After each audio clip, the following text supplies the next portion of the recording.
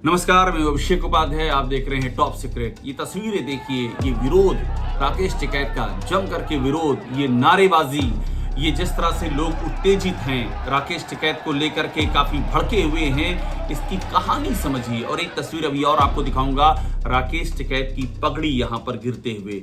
ये जो तस्वीर आप देख रहे हैं एक के बाद एक, ये तस्वीरें ही इस समय पश्चिम यूपी की राजनीति में ज्वालामुखी बन चुकी हैं। जाट राकेश टिकैत के जो समर्थक हैं वो अब सड़कों पर आ रहे हैं, वो अब मैदान पे आ रहे हैं। उन्होंने जाट महापंचायत करने का ऐलान कर दिया और कुल मिलाकर के पश्चिमी यूपी की राजनीति एक बार फिर से गर्म हो गई है। हम आपको ये पूरी घटना तो बताएंगे ही, जो कि आपको पता भी होगी, लेकिन इसके पीछे की राजनीति क्या है, सवाल तो ये है। इस पर हम ध्यान देंगे कि आखिरकार राकेश टिकैत की पगड़ी कौन उछाल सकता है, वो भी मुजफ्फरनगर में, जो कि राकेश टिकैत का गढ़ माना जाता है। मुजफ्फरनगर, मेरठ, बागपत, यहां पर कोई टिकैत परिवार के किसी सदस्य की पगड़ी उछालेगा, ये वाकई हैरानी की बात है। और हैरानी इसलिए भी है कि आखिरकार ये यूपी में ही ये सब क्यों हो रहा है। राकेश टिकैत को, टिकैत परिवार को यूपी में ही कुछ ना कुछ इस तरह से कोई घटना क्यों घट जाती है, जो कि सरकार के लिए दिल्ली से लेकर के लखनऊ तक जी का जंजाल हो जाती है। आपको याद होगा किसान आंदोलन, जब राकेश टिकैत पर पुलिस ने बल प्रयोग करने की कोशिश की और उनके आंसू छलक पड़े, और उसके बाद जो हुआ वो सभी ने देखा। तो आखिरकार राकेश टिकैत को लेकर के यूपी में ये हो क्या रहा है? क्यों राकेश टिकैत को किसी न किसी रूप में यूपी में किसी न किसी घटना के केंद्र में आना पड़ता और उसके बाद वो आग चारों ओर फैल जाती है? आखिर इस पूरे घटनाक्रम के पीछे कौन होता है? ये कौन है जो राकेश टिकैत को केंद्र में रख करके इस पूरी कहानी की बुनियाद तैयार करता है? ये पॉलिटिकल, देखिए, यूपी इस देश का सबसे बड़ा पॉलिटिकल स्टेट है, तो पॉलिटिकल सवाल तो उठेंगे ही। हर घटना के पीछे एक राजनीतिक सवाल होता है। आप भी अपना दिमाग लगाइए और सोचिए कि राकेश टिकैत का हर बार जिक्र क्यों आता है। लखीमपुर खीरी में जब एक घटना घट गई, दर्दनाक घटना, वहां पर दुनिया भर का आंदोलन हुआ, राकेश टिकैत उसके फ्रंट में आए और उसके बाद राकेश टिकैत ने ही उस मामले का समाधान निकाल दिया। वे योगी सरकार के संकट मोचक बन गए। बाकायदा अखबारों में छपा संकट मोचन का काम किया है राकेश टिकैत ने। मैं आपको अखबार की कटिंग भी दिखा रहा हूं। तो राकेश टिकैत को लेकर के यूपी में हमेशा ऐसा क्यों होता है? वो बीच में उनका जिक्र आता है और संघर्ष यूं फैल जाता है चारों ओर। अब समझिए कि मुजफ्फरनगर में हुआ क्या, उसके बाद आपको समझ में आएगा इस पूरी घटनाक्रम के मायने। दरअसल मुजफ्फरनगर के टाउन हॉल में पहलगाम के हमले के विरोध में एक जनाक्रोश रैली का आयोजन था। उस जनाक्रोश रैली में राकेश टिकैत पहुंच गए, जबकि उस रैली के आयोजकों का ये कहना था, जो हिंदू संघर्ष समिति इसके पीछे थी, उसका ये कहना था कि हमने तो राकेश टिकैत को बुलाया ही नहीं, हम तो जानते थे कि आक्रोश है उनके नाम पर। मैंने बात की हिंदू संघर्ष समिति के संयोजक नरेंद्र पवार से, सुनिए वो क्या कह रहे हैं। फिर अगले दिन वहाँ 150 संगठनों का प्रतिनिधित्व की मीटिंग हुई हमारी, जनपद के 150 संगठनों की। उन्होंने विचार किया कि भाई राकेश टिकैत, नरेश टिकैत जी का एक बयान आ रहा है और जो जिसे लेके जनता में आक्रोश है, आप इस यूनियन को अलग रखो कार्यक्रम से। 5 दिन पहले ये बात तय हो गई थी सबके बीच में कि किसान यूनियन टिकैत को अलग रखेंगे। ये आप बड़ी बात कह रहे हैं। आप कह रहे हैं कि आप लोगों ने पहले कह दिया था कि आपके प्रति लोगों का आक्रोश है, आप अलग रखिए इस कार्यक्रम से, आपने कह दिया था। हाँ जी, हमारा ये तय हुआ कि हम इन्हें अलग रखेंगे इस कार्यक्रम से। आगे नरेंद्र पवार ये भी कहते हैं कि राकेश टिकैत बिना बुलाए वहां पहुंच गए, हमने बुलाया भी नहीं और आप वहां पर आ गए। और क्यों आ गए बिना बुलाए? क्या हमारे कार्यक्रम को फ्लॉप करने के लिए आए थे? नरेंद्र पवार का एक और बयान सुनिए। उसके अलावा राजनीतिक यूनियन है, धर्मेंद्र मलिक है, किसान यूनियन भानु है, ठाकुर पूर्ण सिंह है, किसान यूनियन पूर्ण सिंह जी की है, ये और अन्य कई यूनियन थी। हमने सबको बुलाया वहां, सब आए, किसी को कोई दिक्कत नहीं थी। अब मेरी समझ में नहीं आया वहां ये कल क्यों गए जब हमने नहीं बुलाया था। तो यानी कि हमारी जन आक्रोश रैली को फ्लॉप करने का कोई षड्यंत्र रचा गया। तो ये हमारी समझ में नहीं आ रहा कौन इन्हें लाया वहां। इनके आते ही ये सीधे मंच पर पहुंच गए खुद, और जैसे ही इन्होंने माइक लिया तो वहां लोगों ने होटिंग शुरू कर दी। इसके बाद हमने पूछा नरेंद्र पवार से कि चलिए वो आ भी गए तो ये पगड़ी क्यों उछाल दी गई, जिसके जवाब में उन्होंने कहा कि पगड़ी हमने नहीं उछाली, पगड़ी उछाली ही नहीं गई। ये भी उनका कहने का आशय था कि ये भी एक दांव है। सुनिएगा उनको। पवार साहब, ये जो पगड़ी उछालने वाली मुद्दा है, ये कैसे हुआ? पगड़ी किसी ने निकाल ली, वो वीडियो भी है मेरे पास, आपको भेज दूंगा। स्लो मोशन में भी हमने वीडियो देखी। ओके। ये कोई नहीं कि साथ था इनका कार्यकर्ता, हाँ। वो इनके पीछे पीछे था। हाँ।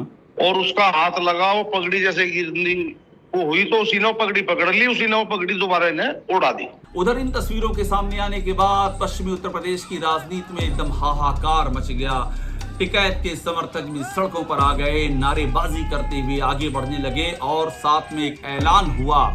और इस ऐलान में नरेश टिकैत, राकेश टिकैत और मुजफ्फरनगर के समाजवादी पार्टी के सांसद हरेंद्र मलिक, ये तीनों मौजूद थे। और वहीं पर ऐलान हुआ कि अब तो बहुत हुआ, अब जाट महापंचायत होगी और अब उसी में फैसला होगा। और उसके बाद ट्रैक्टर से लगातार किसान निकल पड़े मुजफ्फरनगर की और मुजफ्फरनगर के जीआईसी ग्राउंड की और ये खबर हर तरफ छा गई कि अब जाट आने वाले हैं सड़कों पर। राकेश टिकैत और नरेश टिकैत के समर्थक, मुजफ्फरनगर एक बार फिर से गरमाने लगा है। तो अब मूल सवाल पे वापस लौटिए कि आखिरकार इस सब के पीछे कौन है? आखिर कौन है जो राकेश टिकैत को केंद्र में रख करके पॉलिटिक्स कर रहा है? ऐसा हो रहा है क्या? ये भी सवाल है।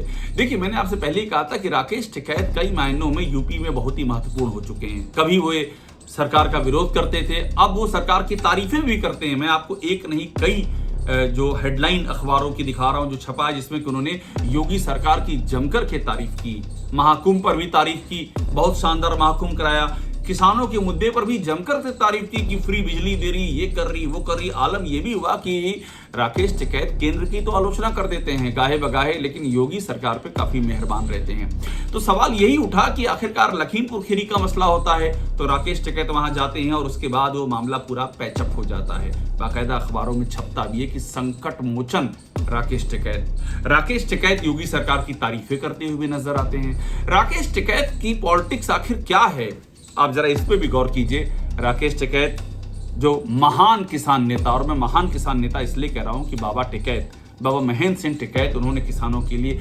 बहुत कुछ किया, इससे कोई इंकार नहीं कर सकता है। उनके परिवार से हैं, उनके बेटे हैं राकेश टिकैत, भारतीय किसान यूनियन और कांग्रेस के, उसके बाद कांग्रेस के टिकट पे इलेक्शन लड़ चुके हैं। वे लोकदल अजित सिंह की जो पार्टी थी, जो अभी जयंत चौधरी की अगुवाई में चल रही है, उससे भी चुनाव लड़ चुके हैं। तो पॉलिटिकल व्यक्ति रहे हैं, इसमें कोई दो राय नहीं है। और उनके जो पॉलिटिकल स्टैंड हैं वो भी समय समय पर काफी चौंकाने वाले रहे हैं, क्योंकि कभी मैंने आपको अभी पहले ही बता चुका हूं, कभी योगी सरकार की तारीफ करते नजर आते हैं, कभी केंद्र पर वो लगातार निशाना साधते नजर आते हैं। तो ये समझ में नहीं आता कि ये हो क्या रहा है जमीन पर। और ऐसे में एक बार फिर से इस घटना का घट जाना और इस घटना की गूंज चारों ओर फैल जाना। अब जिस तरह से जाट महापंचायत यहाँ पर मुजफ्फरनगर में ऐलान कर दिया गया है, उसके बाद की घटनाएं घट रही, ये सब बता रही हैं कि कुछ ना कुछ तो जहन में है। अब आप सोचिए, यूपी में एक के बाद एक इलाके ऐसे ही गरमा रहे हैं। अभी कुछ दिनों पहले तक संभल गरमाया हुआ था। संभल की जो वहां पर सरगर्मी चल रही थी, संभल में जो हंगामा चल रहा था, अभी थोड़ा सा शांत हुआ है। थोड़ा सा शांत इसलिए हुआ है कि इधर कोई संभल में कोई नई गतिविधि नहीं देखी गई है। इन द मीन टाइम शुरू हो गया कि योगी सरकार बुरी तरह से अस्थिर है। योगी सरकार का मतलब योगी आदित्यनाथ बुरी तरह से अस्थिर है और योगी आदित्यनाथ को बदले जाने की संभावनाएं हैं। ये चर्चा बहुत तेज हो गई। जात जनगणना का मुद्दा आ गया और इसी बीच में मुजफ्फरनगर फिर से गरमाने लगा। सवाल ये भी उठ रहा है कि योगी सरकार जब असुरक्षित होती है, और योगी सरकार का मतलब मैं बार बार योगी आदित्यनाथ से ले रहा हूं, ये सवाल है, तो उस समय कोई ना कोई घटनाक्रम क्यों होने लगता है? ये भी एक सवाल है। ये सब सवाल सोचने वाली चीजें हैं। ये 100% ऐसा ही हो रहा है ये भी कोई नहीं कह सकता है, क्योंकि इस पे तो जांच पड़ताल होनी चाहिए। ये तो पॉलिटिक्स है। पॉलिटिक्स में सवाल उठाना आपका अधिकार है और आपको सोचना चाहिए। कोई भी घटना घटे उसके राजनीतिक पहलू की और जरूर सोचना चाहिए, क्योंकि मुजफ्फरनगर में दंगे के बाद की जो स्थितियां हैं, वहां कोई भी घटना जो घटती है उसके पीछे राजनीति की छाया नजर आती। ये इतिहास रहा है, ये वर्तमान है, और इसीलिए ये सोचने वाली विषय है कि राकेश टिकैत की पगड़ी उछालने वाली घटना किसने अंजाम दी। और उससे भी ज्यादा सोचने वाला मुद्दा ये है कि इसका फायदा किसे होने जा रहा है। टॉप सीक्रेट को देखते रहिए, लाइक कीजिए, सब्सक्राइब जरूर कीजिए। यहां पर सारे महत्वपूर्ण जो राजनीति के एंगल हैं वो आपको देखने को मिलते रहेंगे।